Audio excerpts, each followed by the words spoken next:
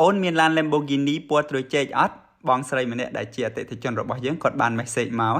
បន្តមកទៀត admin ឆ្លើយថាអូបាទមានបងចាំខ្ញុំផ្ញើរូបជូនបន្តមកទៀត admin បានផ្ញើរូប Lamborghini Tezo Melinio ជូនគាត់បន្តមកទៀតគាត់ស្រឡាញ់គាត់ថាអញ្ចឹងខ្ញុំយក model នេះមួយហើយដាក់ផ្លាកលេខវិភូ2406នេះណាអូនគាត់ប្រាប់មកហើយ admin ឆ្លើយថាអូបាទបង20រៀបចំជូនមកស្អាតហ្មងបន្តមកទៀតយើងក៏រៀបចំធ្វើផ្លាកលេខដាក់ខាងមុខខាងក្រោយជូនគាត់រួចហើយយើងថតរូបជូនគាត់ហើយគាត់ស្រឡាញ់ខ្លាំងមែនទែន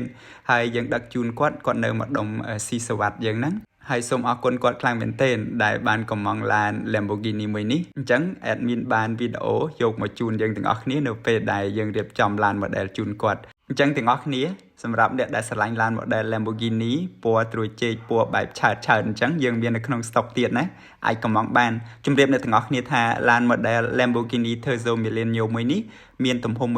1/24ប្រវែង20សង់ទីម៉ែត្រហើយមកជាមួយនឹងជើងទម្រ